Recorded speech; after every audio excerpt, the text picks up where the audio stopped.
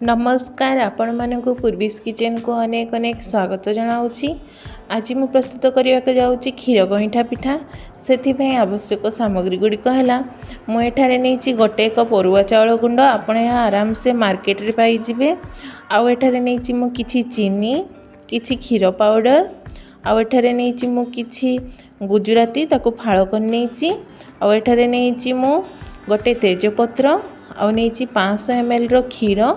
प्रथम आम गोटे बाउल रे गोटे कप जो अरुआ चाउल गुंड रखी ताकू देदेबा एवं गोटे ग्लास पानी देकी ताकू पूरा पतला करिकी फेंटी नेबे गोड़े नेबे ताकू देखंतु एपरी पूरा पूरा पूरी पतला करिवे मोटा करिवे नहीं। तापरे आमर गोटे कढ़ई बसैकी गैस रे गोटे ग्लास से आम पानी देदेबा।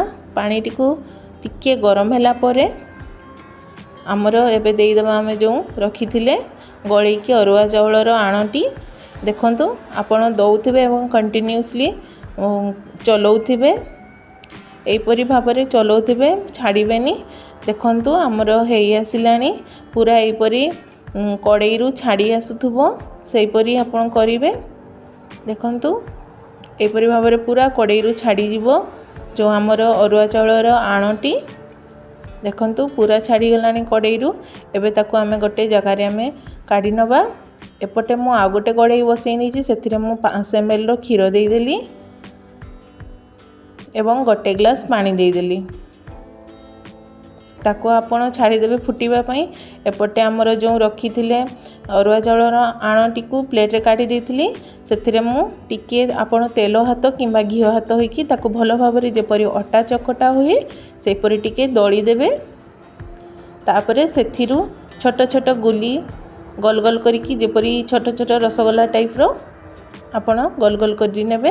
देखंतु एपरी छोट छोट साइज रो आपण करि नेबे। आपण को जो शेप पसंद आपण सेही शेप देई परिबे। एपड़ी लंबा लंबा करने की ताको छोट छोट काटी नेबे एवं गोल गोल कर नेबे। ए पिठाटी खाइबा के बहुत भल लागि थाए पूरा नरम हेई थाए।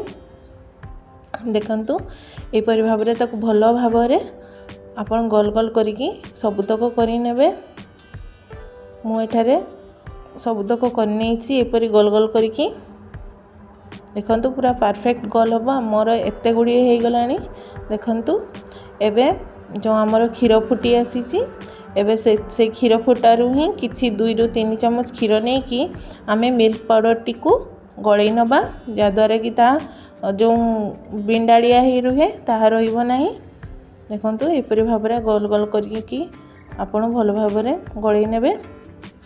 तापरे सेही मिल्क पाउडर टिकू क्षीर रे देई देबे एवं ताको भलो भाबरे चलै देबे। एबे सेथिरे मु आपण जेतिकी मीठा पसंद करिवे सेही अनुसार आपण चीनी देई देबे। मु एठरे 4 ରୁ 5 चम्मच चीनी देइछि। गोटे तेजपत्र देई देबे जो 4टी गुजराती रखी फाड़ करके आपण ताकू देई देबे ता द्वारा बास्ना बहुत भल आसीबे। देखंतु हमर क्षीरटी पूरा फुटी गलानी। एबे सेथिरे आमे जो गोल गोल करके रखी थिले सेही सबु पिठा गुडी को देई दबा। एबे ताकू आपण गळै नेबे भलो से। तापरे ताकू किछि समय फुटीबा पई छाड़ी देबे जे पर्यंत ता बहड़िया न हेइछि। मिनिमम 5 मिनिट आपण फुटीबा पई छाड़ी देबे से ऑटोमेटिक बहड़िया हेइ जिवो। आउ यह खाइबा पई बहुत भल लागि थाए। समस्त छोटरू बुढ़ा जाई समस्ते पसंद करिवे। देखंतु हमर बहड़िया हेइ आसिलानी। ए देखंतु यह ठंडा हे गला परे आहुरी बहड़िया हेइ जाए। आपण टिके खाली बेसी बहड़िया करिवे नाही नहले पूरा ता ठंडा हे गले पूरा बसी जिवो। देखंतु एबे सेथिरे म किछि काजू एवं किछि किशमिश देकी ताको सर्व करनी छी गोटे बाउल रे। देखिबे यह केतेटा सॉफ्ट हेइची। मु गोटे गईठा पिठा नहीं कि आपन को देखै दउची। देखंतु यह देखंतु आराम से चामच रे भांगी ही जाउची पूरा पाटे रे मिलै जिवो। आपण एई प्रणाली रे थरे गईठा पिठा प्रस्तुत करंतु एवं मते कमेंट करिकी जणैबे किपरि लागिला। आमर क्षीर गईठा पिठा प्रस्तुत हो गला। जदि मोर ए भिडियोटी आपको भल लगी थाए तेबे दयाकरी लाइक करिवे शेयर करिवे एवं सब्सक्राइब करबा पई जमारे भी भूलिबे नाही। रहुची नमस्कार।